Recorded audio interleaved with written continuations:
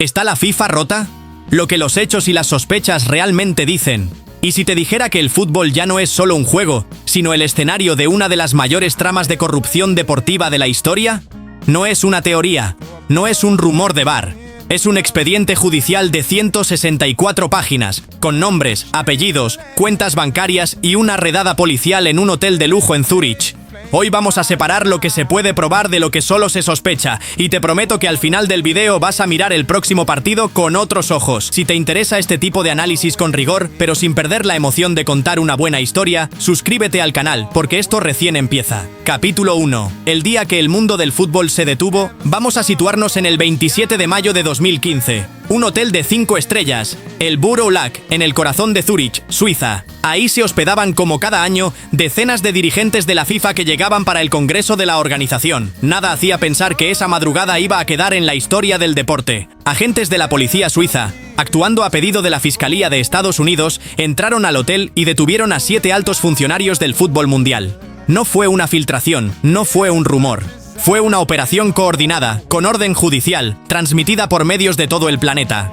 ¿Quiénes eran los detenidos? Esto es un hecho documentado, no una interpretación. Eugenio Figueredo, uruguayo, vicepresidente de la FIFA. Jeffrey Webb, de las Islas Caimán, entonces una de las figuras más poderosas del fútbol de la CONCACAF. José María Marín, brasileño. Eduardo Lee, costarricense. Julio Rocha, nicaragüense. Rafael Esquivel, venezolano. Y Costas Tacas, de nacionalidad británica. Todos ellos ocupaban o habían ocupado cargos de peso en confederaciones regionales de fútbol. El Departamento de Justicia de Estados Unidos publicó ese mismo día una acusación formal de 47 cargos distintos, repartidos en 164 páginas, que detallaba una red de sobornos por más de 150 millones de dólares repartidos a lo largo de más de 20 años. La acusación no hablaba de un caso aislado, hablaba de contratos de televisión, de derechos de marketing deportivo, de licencias para transmitir Copas América, Copas del Mundo y otros torneos, todos negociados con pagos por debajo de la mesa que garantizaban que ciertas empresas, y no otras, se quedaran con los contratos más jugosos.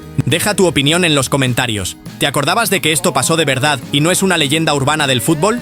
Con el correr de los meses, la lista de acusados creció. 14 personas en total, entre dirigentes y ejecutivos de marketing deportivo, terminaron señaladas en la causa, con delitos que, según la Fiscalía estadounidense, se remontaban hasta 1991. Es decir, más de 2 décadas de un sistema que, de acuerdo con la acusación, funcionaba con una lógica casi empresarial. Se pagaba, se ganaba el contrato, se repartía la comisión.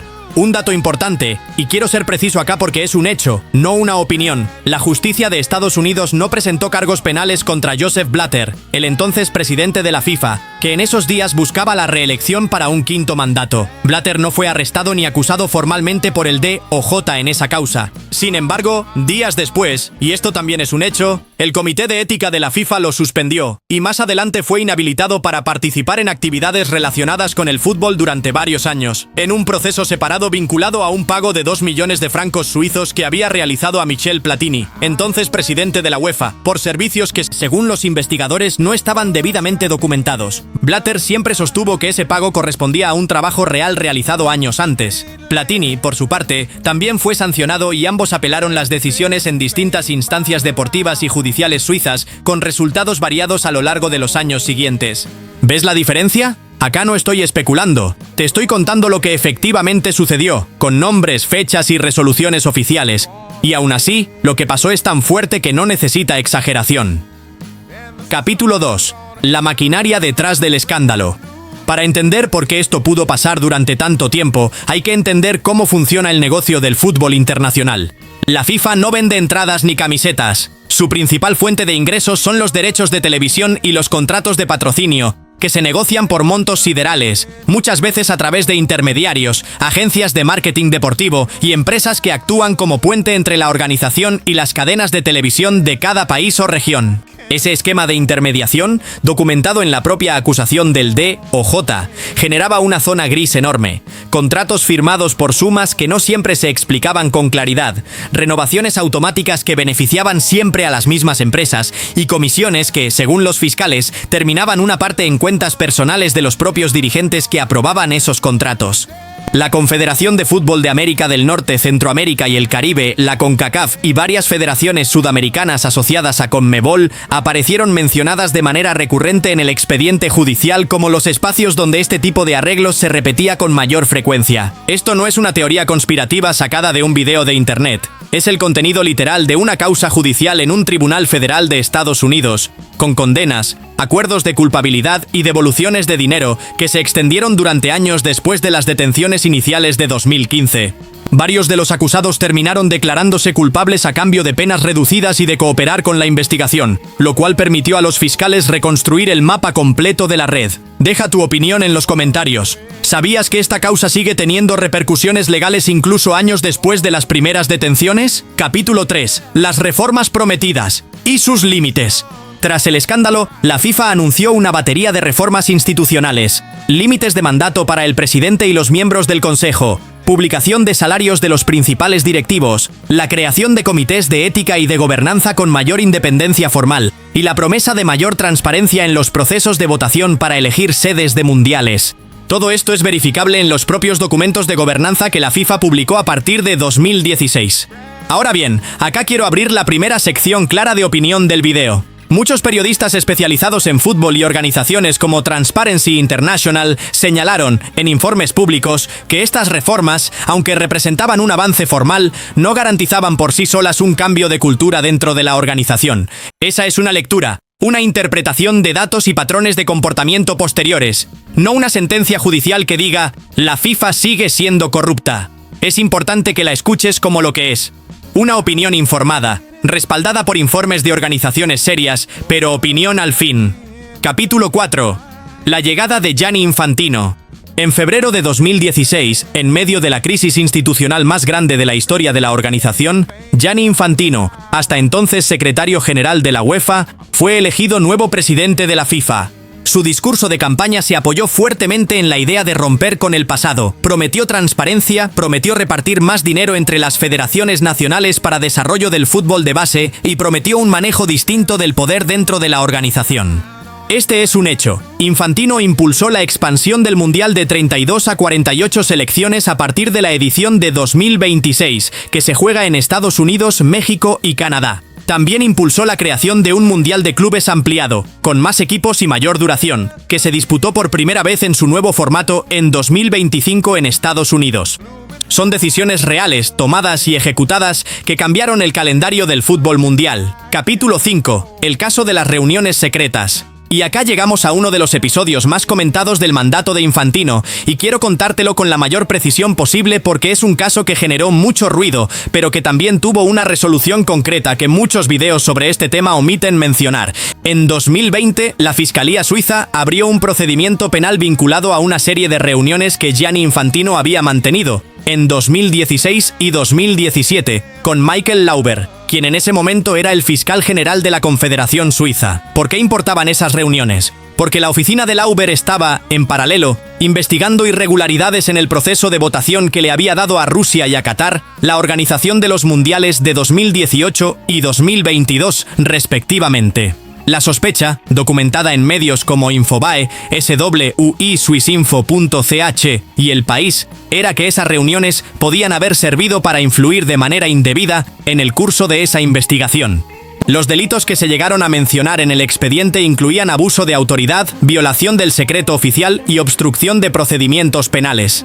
Infantino, por su parte, sostuvo siempre que esas reuniones no tenían nada de irregular, que se trataba de encuentros de cortesía entre un dirigente deportivo y una autoridad judicial de un país donde la FIFA tiene su sede, y que no habían influido en ninguna causa. Y acá viene el dato que muchos contenidos sobre este tema no cuentan, y que es tan hecho documentado como la apertura de la causa. Fiscales especiales suizos, designados específicamente para investigar este caso, anunciaron formalmente el cierre del expediente. En sus propias palabras, publicadas por medios como El País de Colombia, concluyeron que la sospecha de instrumentalización del Ministerio Público de la Confederación Suiza por la FIFA no ha sido fundamentada durante una investigación profunda. Al contrario, las sospechas han sido refutadas. Michael Lauber, en un proceso separado, Sí terminó con sanciones administrativas relacionadas con haber mentido sobre el número de reuniones mantenidas con Infantino. Pero eso es un asunto distinto a la acusación original de que esas reuniones hubieran servido para torcer la investigación sobre las sedes mundialistas.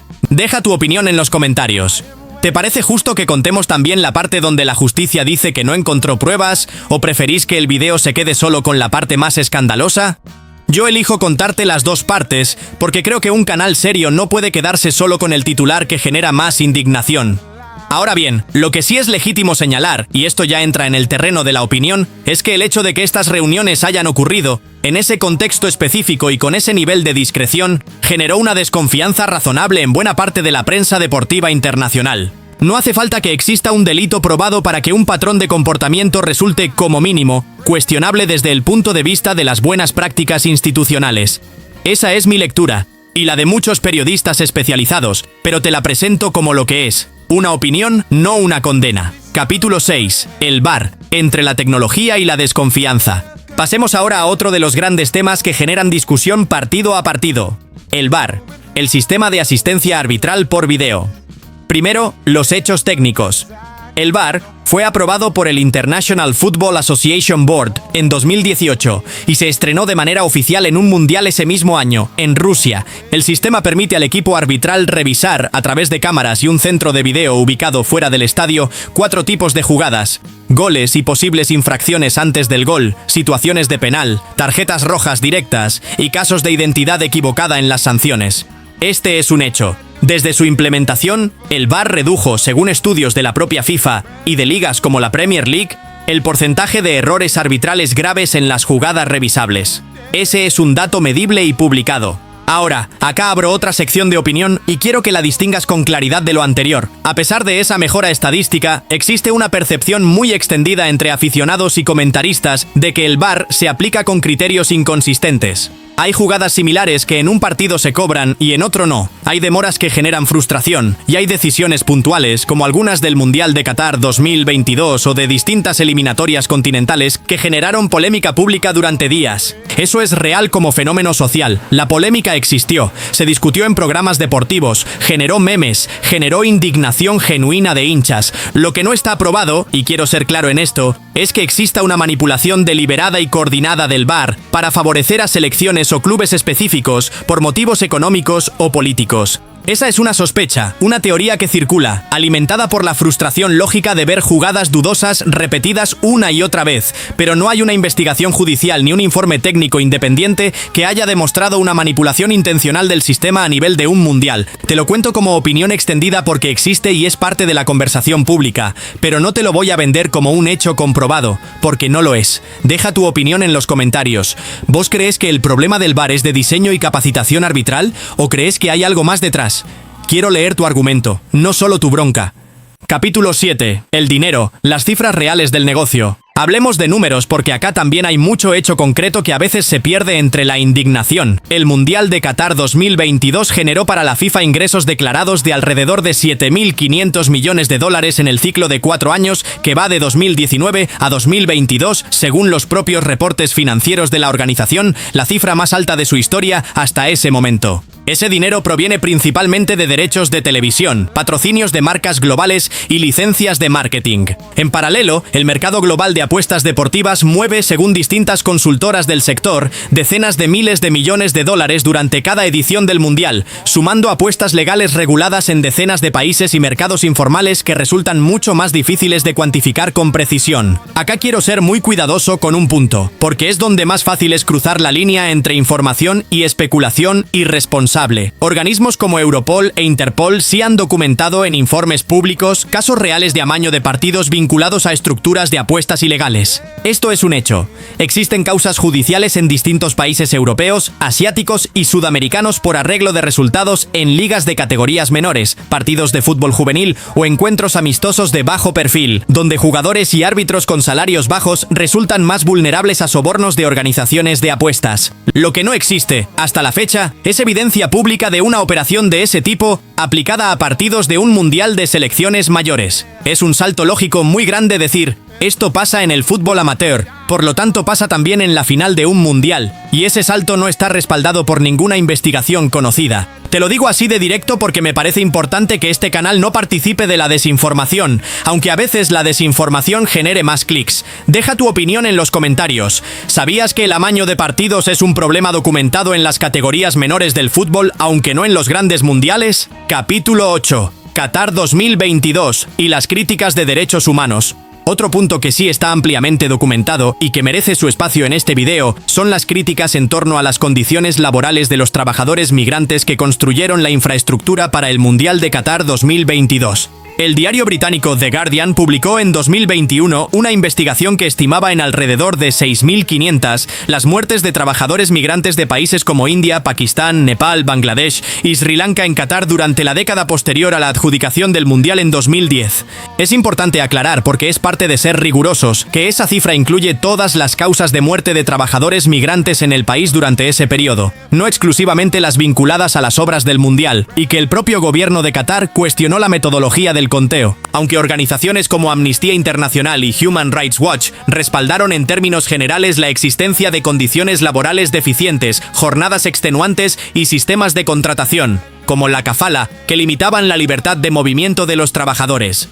Esto es un hecho documentado con fuentes periodísticas y de organizaciones de derechos humanos serias, aunque con matices metodológicos que hay que mencionar para no caer en la simplificación. La FIFA y Qatar anunciaron, tras esas críticas, reformas laborales, entre ellas, la eliminación parcial del sistema de kafala y la creación de un fondo de compensación para trabajadores, cuya efectividad real sigue siendo objeto de debate entre organizaciones internacionales. Capítulo 9. El nuevo foco de la polémica. El Mundial 2030. Ahora vamos a lo más reciente, algo que está fresco y que seguramente escuchaste en las últimas semanas. En diciembre de 2024, el Congreso Extraordinario de la FIFA ratificó de manera oficial que el Mundial 2030 se disputará principalmente en España, Portugal y Marruecos, una candidatura conjunta euroafricana. Hasta acá, hecho puro. El dato que generó más discusión es el siguiente, y también es un hecho verificable. La FIFA decidió que, como parte de la conmemoración del centenario de los mundiales, ya que la primera edición se jugó en Uruguay en 1930, se disputarán 3 partidos inaugurales en Sudamérica, uno en Argentina, uno en Paraguay y uno en Uruguay,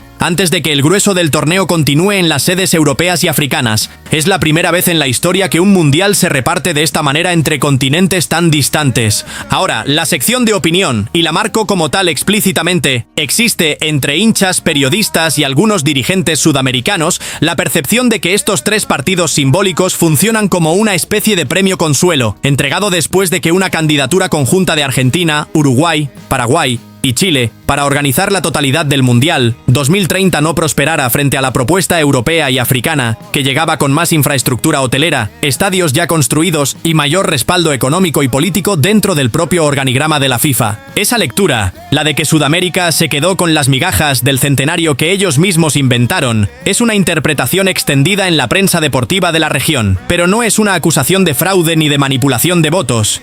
Es una lectura política y emocional de una decisión que en términos de proceso formal se tomó dentro de las reglas vigentes del Congreso de la FIFA, donde cada federación nacional tiene su voto.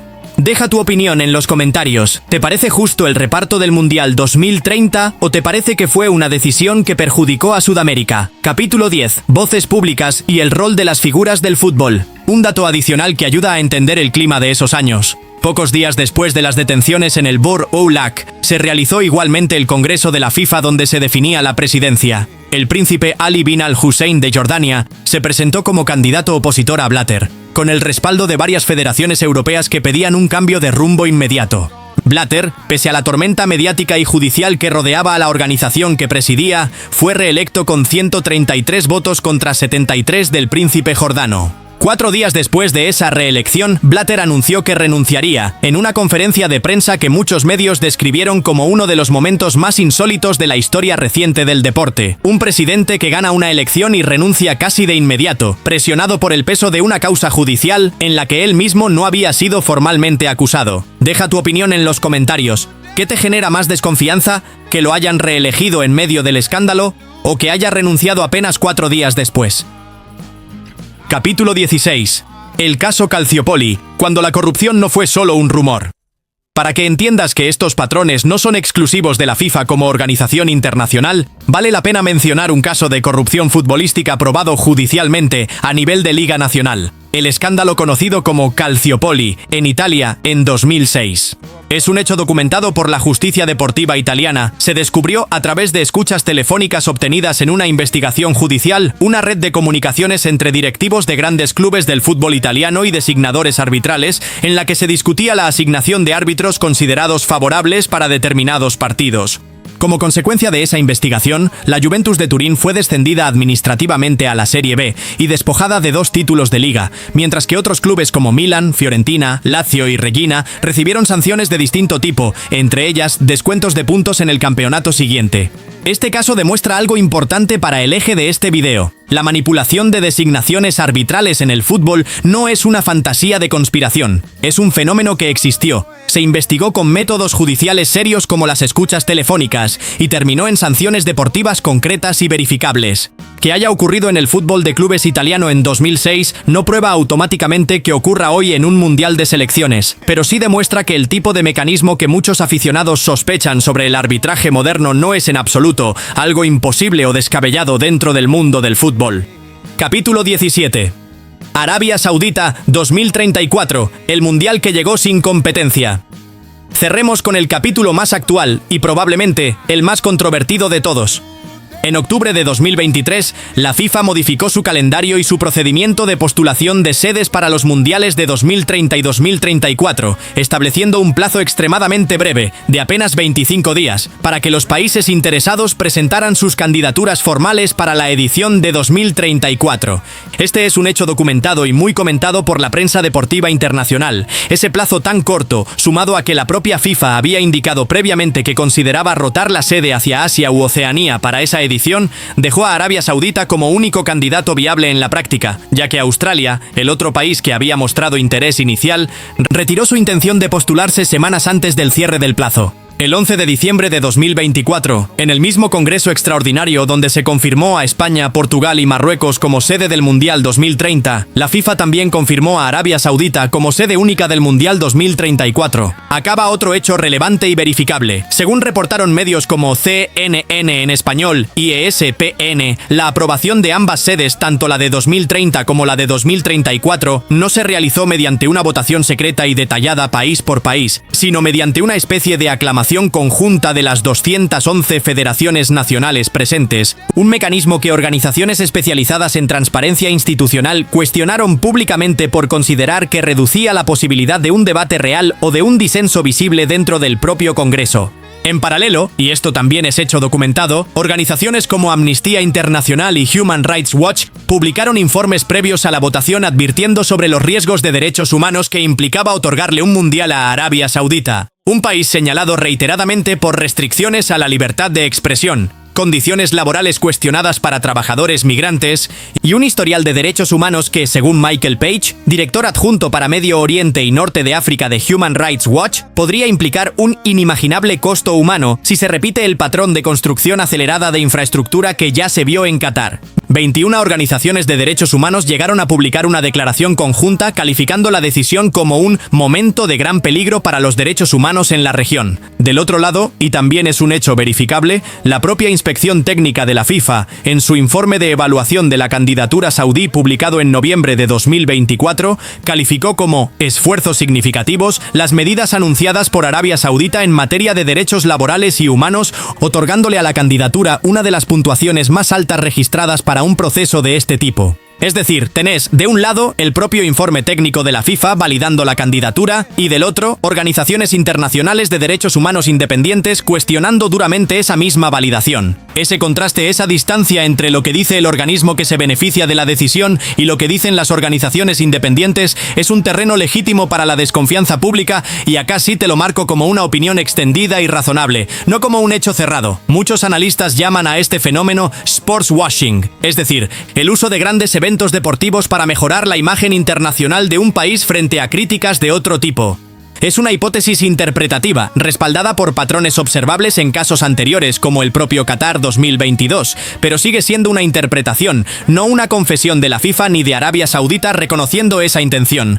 Deja tu opinión en los comentarios. ¿Te parece razonable la crítica de que se está usando el Mundial para mejorar la imagen internacional de países señalados por sus políticas de derechos humanos? ¿O crees que se trata simplemente de que estos países tienen hoy el capital para invertir en infraestructura deportiva de nivel mundial? Capítulo 18. La redada que no fue solo en Zúrich. Un detalle que muchas veces se pierde en el relato del escándalo de 2015. La operación policial no ocurrió únicamente en el hotel suizo. Ese mismo día, la policía de Paraguay allanó, por pedido de las autoridades estadounidenses, la sede de la CONMEBOL en Luque, cerca de Asunción, incautando documentación y equipos informáticos que después serían analizados como parte de la causa judicial en Estados Unidos. Este es un hecho documentado en la cobertura periodística de la época, incluida la de medios paraguayos y argentinos. La Confederación Sudamericana de Fútbol, una de las 6 confederaciones continentales que integran la estructura de la FIFA, quedó directamente involucrada en la causa, con varios de sus antiguos dirigentes, incluidos los ya mencionados José María Marín, expresidente de la Confederación Brasileña de Fútbol, y Juan Ángel Naput, expresidente de la propia CONMEBOL, terminando procesados y condenados en tribunales de Estados Unidos en los años posteriores. Naput, en particular, fue extraditado a Estados Unidos, sometido a juicio y condenado en 2018 por delitos de fraude electrónico y asociación ilícita, con una pena de 9 años de prisión, posteriormente reducida en instancias de apelación. Este dato es relevante porque muestra que el escándalo de 2015 no fue un episodio aislado con final rápido, generó procesos judiciales, condenas efectivas y hasta prisión real para dirigentes que, apenas unos años antes, manejaban con total normalidad las decisiones más importantes del fútbol sudamericano. Deja tu opinión en los comentarios. ¿Sabías que un expresidente de la propia CONMEBOL terminó preso en Estados Unidos por estos hechos? Capítulo 19. El brazalete que no se pudo usar. Vamos con otro episodio reciente y muy documentado, ocurrido durante el propio Mundial de Qatar 2022,